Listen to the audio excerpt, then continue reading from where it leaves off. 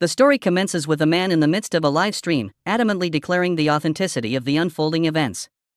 The chat section erupts with disbelief, drawing comparisons to a movie scene as the man pivots his camera to showcase a colossal monster. Chat participants question the reality of the spectacle, noting its absence from mainstream news outlets. Elsewhere, a man watching the stream drops his phone and rushes to his balcony, his expression a mixture of terror and fascination as he looks upwards. Reflected in his eyes is a massive, ominous figure with hands clasped together in a prayer-like gesture. The man stumbles backward, explaining that to understand the present situation, he must rewind to the beginning, specifically 3 years prior when he was starting high school. The narrative shifts to 3 years earlier, where the protagonist is walking down a school hallway towards his first-year classroom, specifically Class 3. Upon entering, he observes a student asleep while the rest of the class briefly turn to look at him before quickly facing forward again, seemingly recognizing him. He internally comments on the extremely awkward atmosphere and wonders if he should choose a seat in the corner. Selecting a seat, he sighs, feeling overwhelmed by the new environment. He considers that the classroom is likely filled with a range of emotions: nervousness about the unfamiliar setting, indifference, ambition for the future, casual entertainment consumption, and tardiness, but none as profound as his impending confusion. Suddenly, a window materializes in front of him. He rubs his eyes and does a double take, but the window persists. It welcomes him to the school and conveys a peculiar task: collecting ghost hands to gain special abilities, while also mentioning a demon king. The protagonist questions if he's been indulging in too many video games. Just then, an announcement over the intercom declares a campus-wide blackout and limited electricity, resulting in the entrance ceremony being relocated to the courtyard. Some students in his class react with annoyance to the change in venue, but none seem to perceive the window before the protagonist. He wonders if it is invisible to everyone else as they begin to move into the hallway. He determines that it must be a status window, jokingly referencing a fabricated study claiming 80% of men can see them. Nervously scratching his neck, he questions his sanity on his very first day of school. He proceeds to the courtyard, noticing the window remains. He is perplexed by its content, which references mysteries, urban legends, and ghost stories, subjects he has no interest in.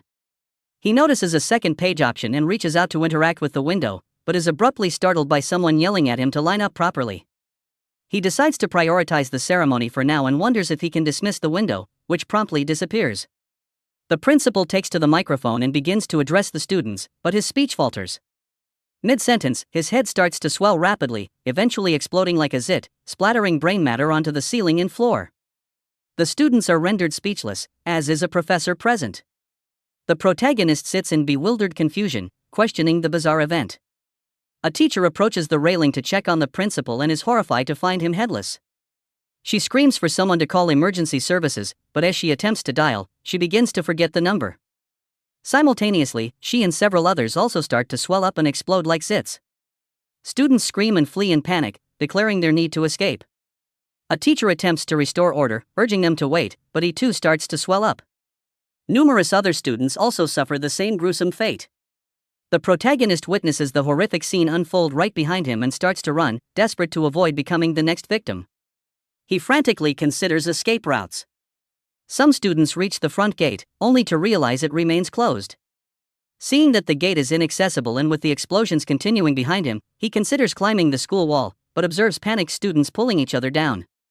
He realizes both the front gate and the walls are too congested and he risks being trapped in the mass hysteria. He searches for an alternative escape route. A side door suddenly opens, and a security guard emerges, inquiring about the chaos. He witnesses the students fleeing for their lives and the mob attempting to scale the school wall and shouts that it is too dangerous. Nearby students rush towards the guard, demanding he open the gate.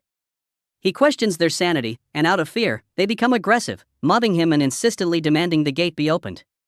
The unnamed protagonist questions the guard's stubborn refusal to open the gate despite the evident emergency. The commotion at the gate inadvertently creates more space at the wall.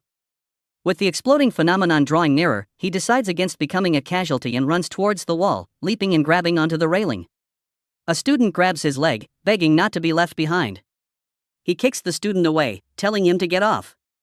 He cuts his hand on the sharp edge of the railing, then jumps over the wall to safety. He reflects that fate, like a ghost, appears unexpectedly and disrupts ordinary life, and that he was unknowingly already infected. His vision darkens as his head inevitably explodes. A window appears, declaring his death and informing him that he will restart at a previous checkpoint. The scene loads, and he wakes up screaming in the classroom, clutching his head, and looking down to find the same welcoming window reappearing.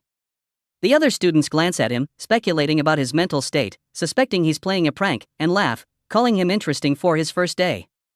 The protagonist is utterly confused, finding himself back in the classroom with the same students as before.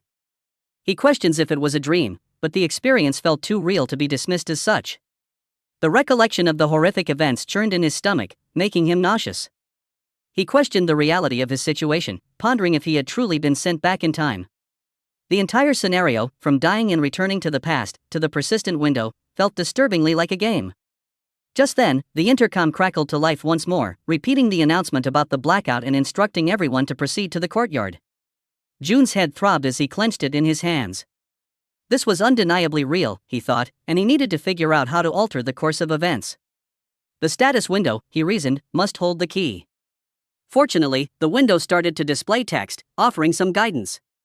However, he had initially missed its significance. The window declared it his first day of the next 3 years at school. For most, this would be an exciting prospect, but for him, it was far from it. He understood that this school was anything but ordinary, and a sense of impending doom hung heavy in the air, suggesting more bizarre occurrences were inevitable.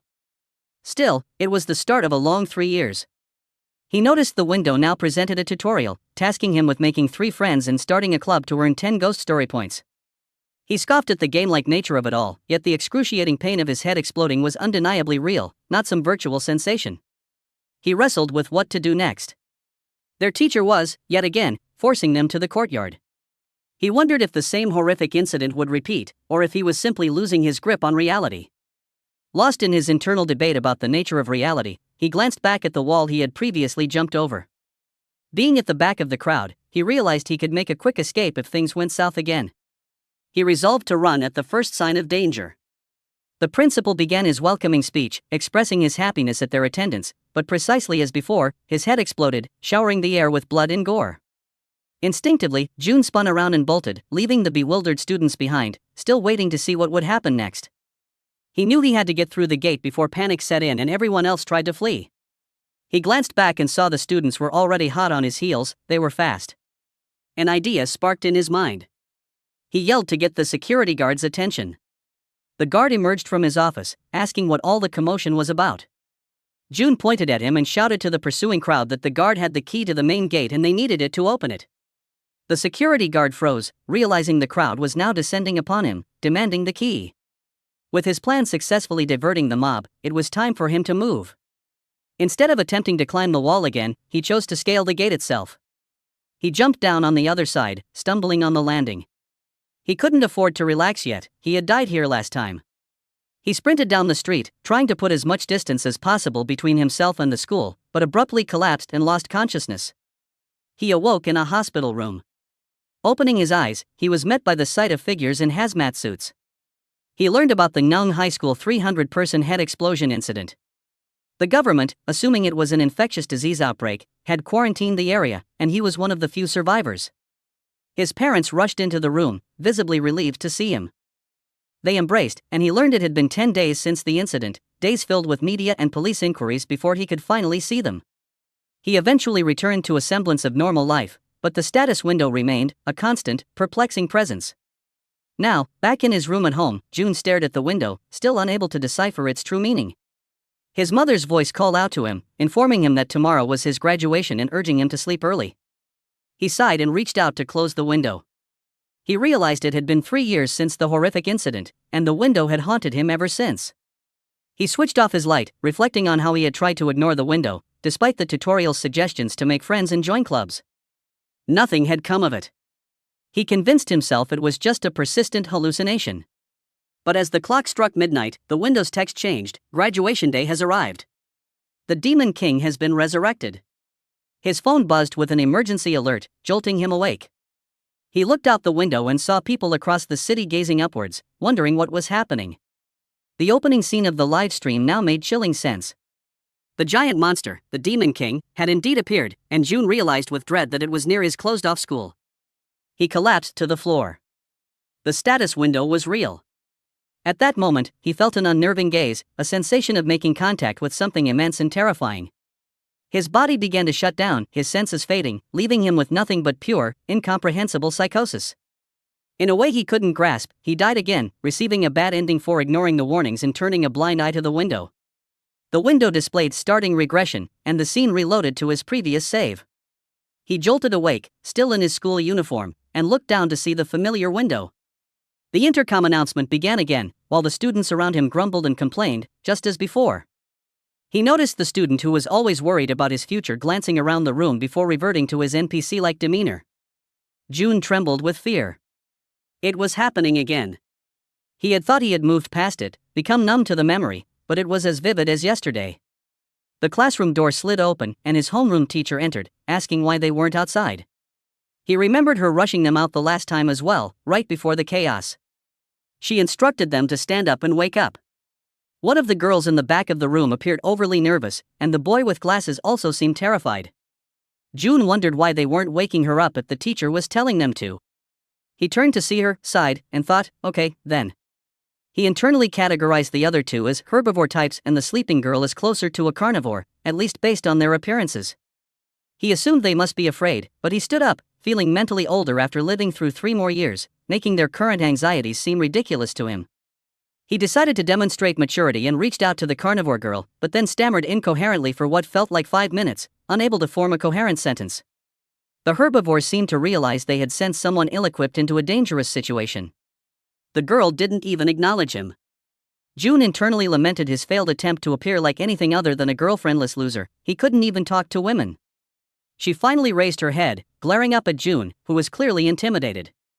She pushed her chair back, stood up, and walked out of the classroom.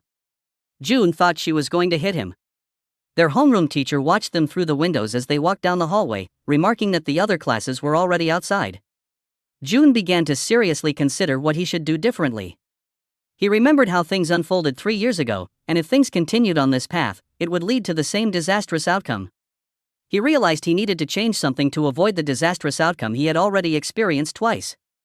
He called out to his teacher, explaining that standing in the courtyard might be difficult for him as he was anemic. The teacher looked at him skeptically, remarking that he didn't appear anemic as he wasn't particularly thin. He clarified that anemia wasn't related to weight. The teacher seemed unconvinced, but he pressed on, arguing that if he collapsed, his parents would make a huge fuss. This seemed to resonate with her, as she considered the potential trouble. She agreed to take him to the infirmary. They walked to the infirmary, and once the teacher left, June peeked out into the hallway, relieved that she was gone. He closed the infirmary door behind him, stating that he had already died twice and had no desire for a third time. He reasoned that if this situation was game-like, there would surely be clues in his classroom, and checking wouldn't be too unusual. He cautiously opened the classroom door, surprised to find the 2 herbivore students from earlier inside. He asked them what they were doing there. The girl, awkwardly attempting to explain, said that after the teacher left, the red jacket girl, Jean, had returned to the room, so they had followed her. June admitted they were more daring than he had initially thought. The boy with glasses cleared his throat and pointed out that June was no different, then inquired about his anemia.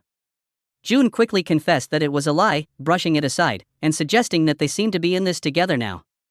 He proposed they gather and discuss things. June thought this was a better approach, figuring things out alone was pointless, but by talking, they might uncover something useful. He introduced himself as Lee June. He learned that the glasses boy's name was on Gang Il, and the other herbivore girl was Yoon Seona. June internally noted that Gang Il literally meant glasses in Korean and decided to call him John for simplicity. He asked why they hadn't gone outside either. Yoon Seona, or Sana, said she was smooth-brained, but the status window popped up, indicating that June's understanding of Sana had increased by 5. June muttered that it was yet another game-like system. John explained that he hadn't left because he remembered a ghost story about school announcements during blackouts. Intrigued, June asked about it. John recounted the story. During a blackout in evening classes, the sudden darkness startled students, but an announcement followed, directing them to the courtyard. While most students went outside, the top student in the class stayed behind.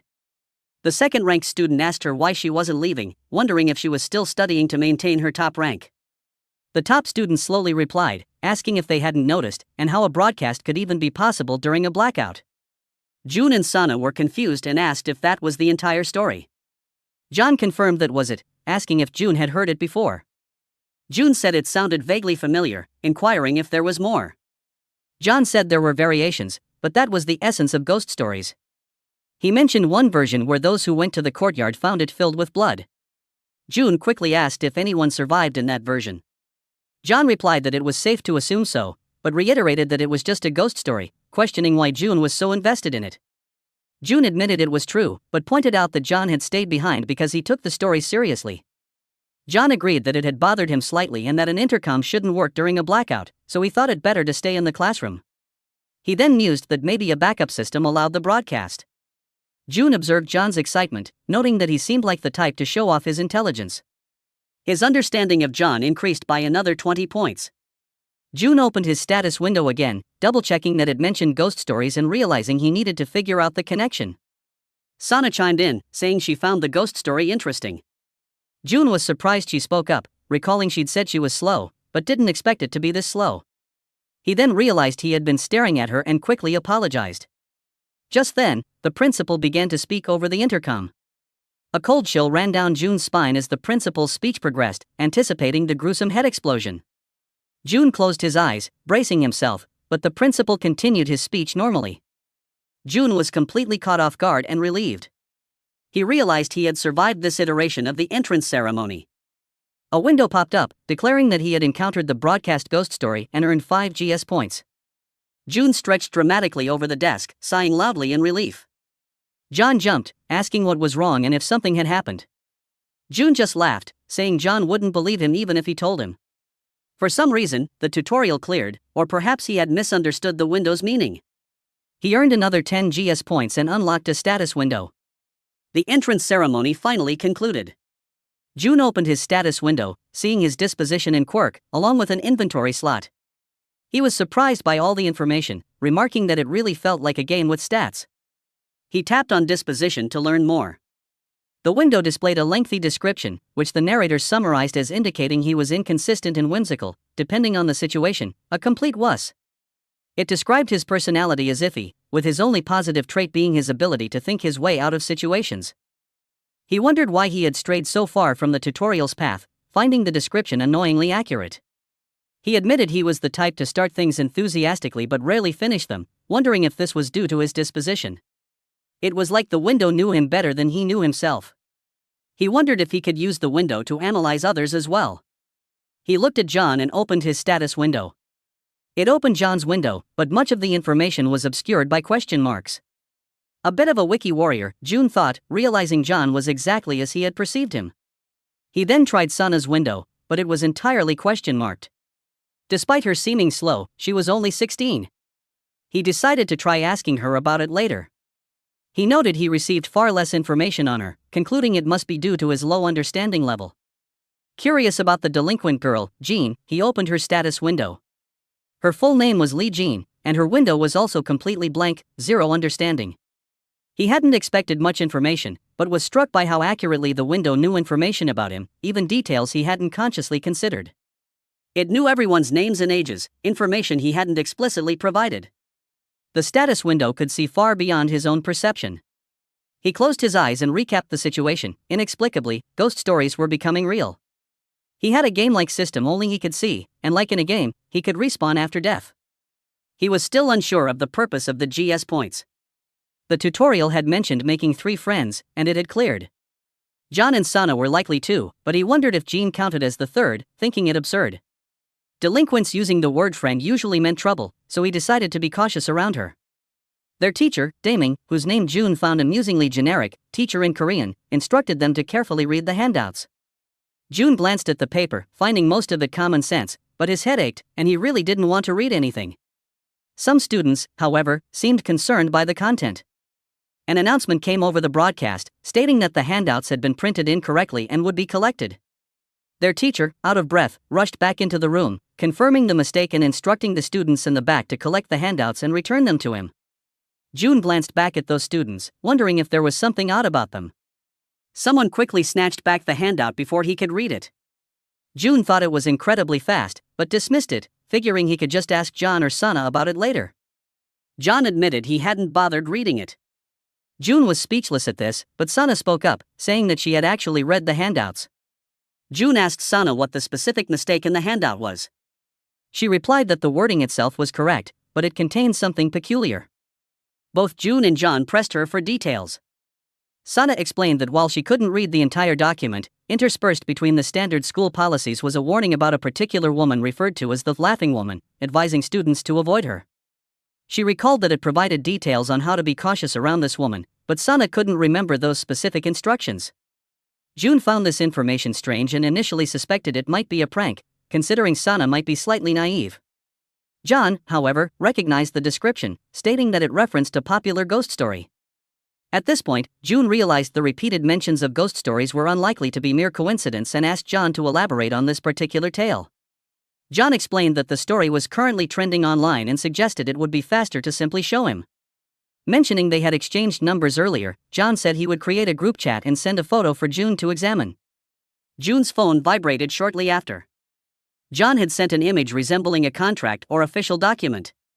This document outlined peculiar rules for an apartment complex supposedly built exclusively for the employees of a specific entity, later implied to be a pharmaceutical department. The rules included automatic rejection of applicants if any family member is religious, a requirement to surrender all time-telling devices, watches, phones, when submitting application documents, a clause stating that applications cannot be withdrawn due to hallucinations, hearing voices, or other health issues after moving in, a rule that the unit at the end of each hallway must always remain empty, and any lights or sounds emanating from it should be ignored, a statement that the building lacks a fourth floor due to religious reasons, accompanied by the chilling instruction to commit suicide if discovered on that non-existent floor, a prohibition on entering the stairwell at night, and a strict mandate to crawl on all fours if using the stairs becomes absolutely necessary. John then asked June if he grasped the context now.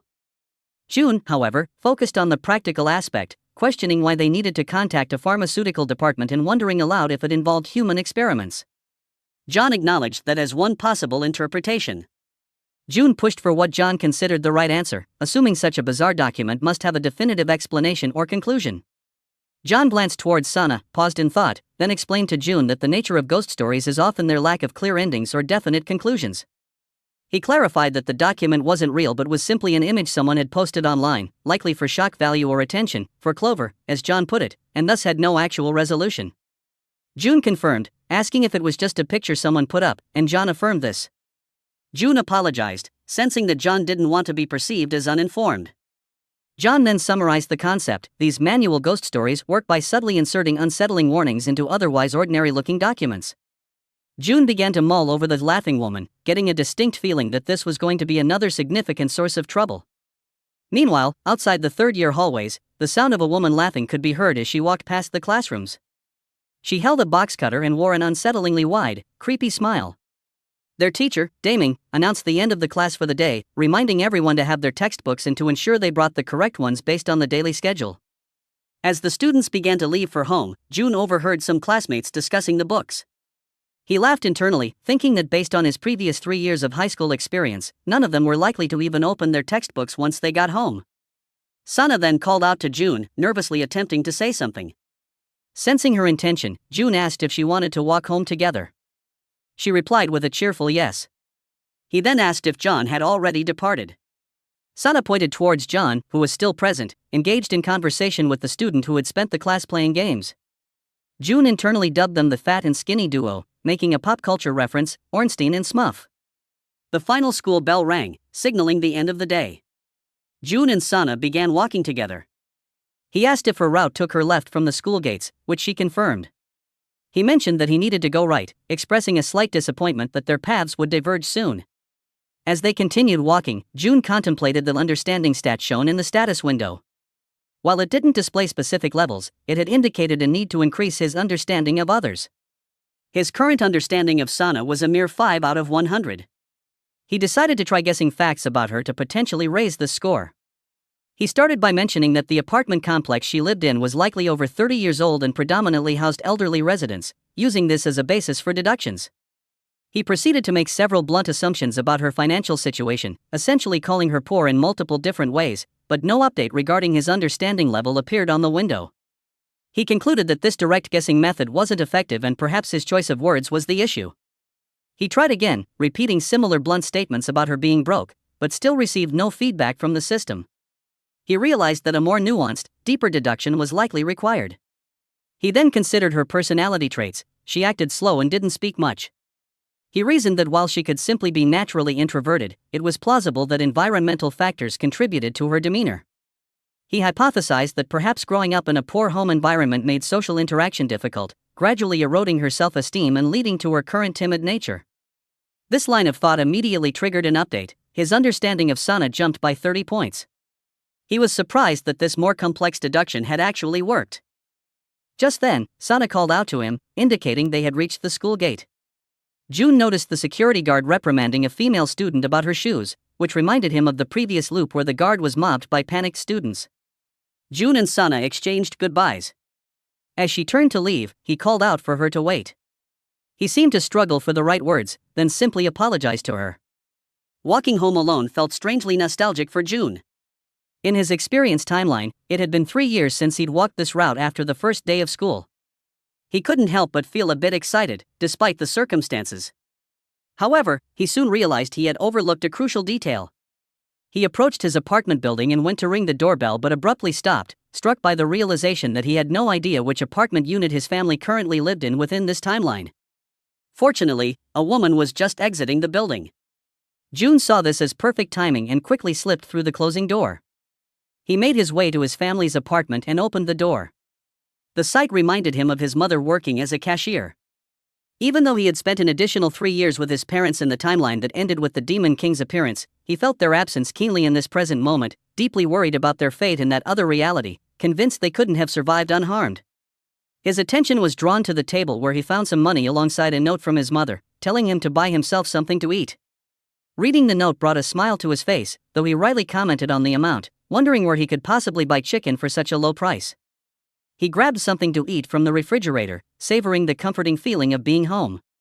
He looked around the apartment, reflecting that although nothing disastrous had happened today, he hadn't been able to let his guard down at school.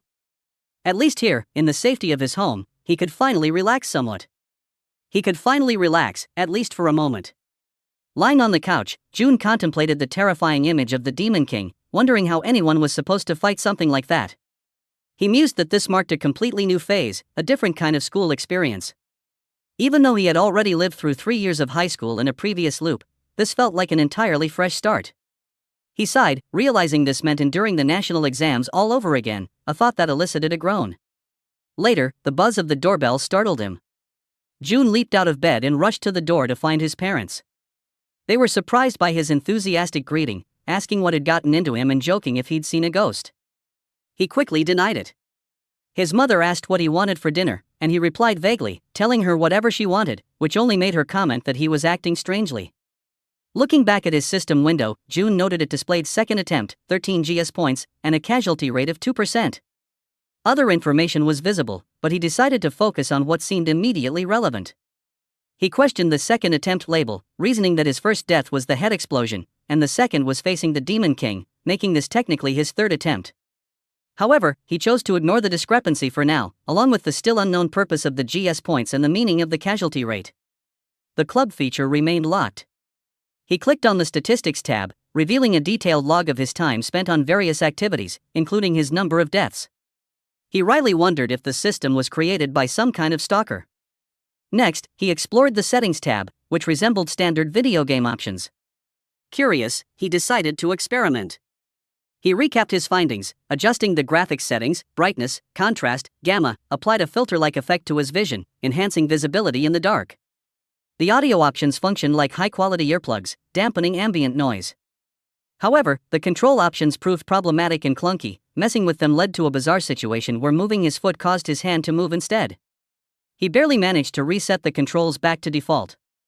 The next day at school, their teacher, Daming, announced they would be selecting permanent seats by drawing lots.